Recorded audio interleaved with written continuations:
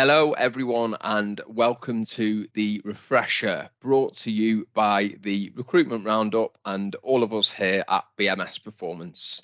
The refresher is a much shorter episode than our usual episodes and is designed to provide key takeaways with a whole host of subjects that we talk about in relation to recruitment, sales training, and everything else that we speak about on the show. So hope it's really helpful. And yeah, let's get stuck into it.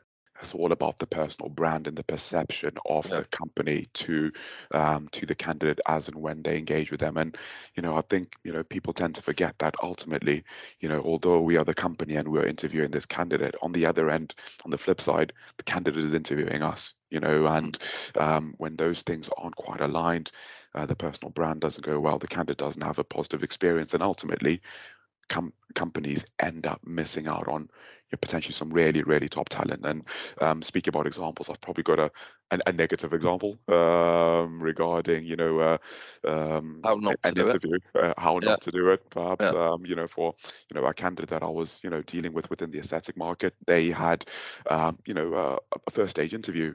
This is going back quite a few sort of weeks ago, and essentially what happened within that interview process. A candidate sort of came through that really ticked a lot of the boxes that they were looking for.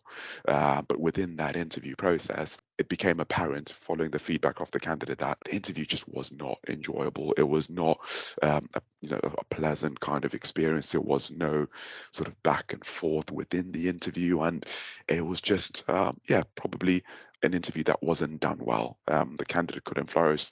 They couldn't get a real feel and a real taste for the organization.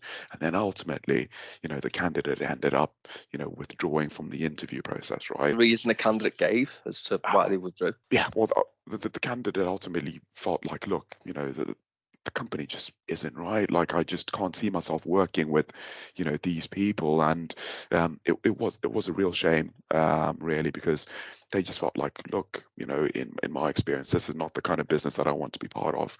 I don't feel like I've been, treated in a way where I could see myself working well within the team. And that was the ultimate reason, really. So, from on the other end, the company they actually felt like the interview went quite well. They felt like the candidate answered all the questions really well. They didn't miss a beat, didn't miss a trick.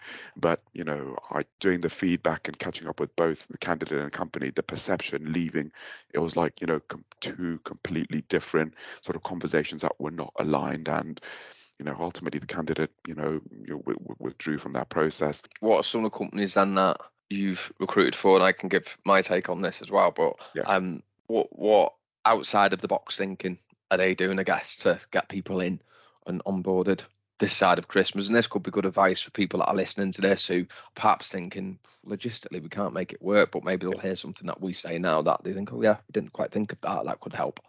Yeah, I think ultimately what the companies that are doing, that are thinking proactively and really understand, because it's all about putting yourself in a less competitive scenario, right? Because the beauty of looking to get someone in right now is that, the market's probably less active. We spoke about, the market sort of evening out in terms of candidates having potentially less opportunities to be able to go to.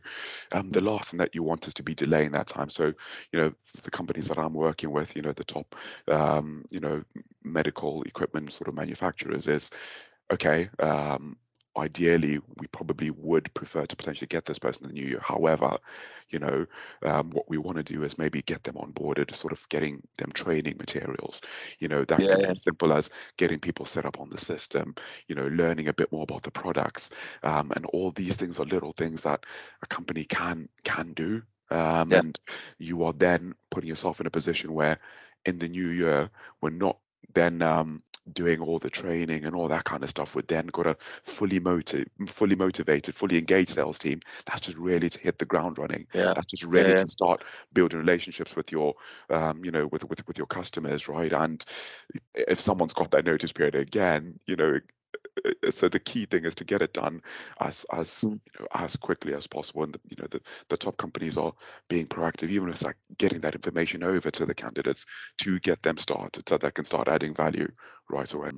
There's a couple of negatives that come with it, rightly or wrongly. It's just the way it works. Either people you know, keep on getting approached, you know, by You do. different companies. Until You they're know, through your door and yeah, they've started with you, then they are still, theoretically on the market, and that, exactly. might be quite hard for some people to hear, but Yeah, it is, yeah, the reality. I would say that a vast amount of candidates, once they've signed a contract, yeah, they're bought in, but unfortunately, there are candidates that yeah, do continue to get approached, and look, people just yeah, get sold the dream, don't they? If they're being approached by a role that's offering 10, 15, 20 grand more on the basic salary, then what would you do? Would you talk to that company? You might do, yeah, even if you've signed yeah. a contract. Thank you everyone for listening to that. Hope it was really helpful, and we look forward to providing loads of great key takeaways in the future on the refresher, brought to you by the Recruitment Roundup. If you haven't yet subscribed to us or given us a follow, please do. It makes a huge difference. For those of you who haven't done this and want to know where to find us, we're on Spotify, we're on Apple, and we're on YouTube, and you'll see loads of content that goes out on LinkedIn. So be sure to check on that. And as I say, give us a follow. Thank you very much for listening, and hope this episode has been of great use.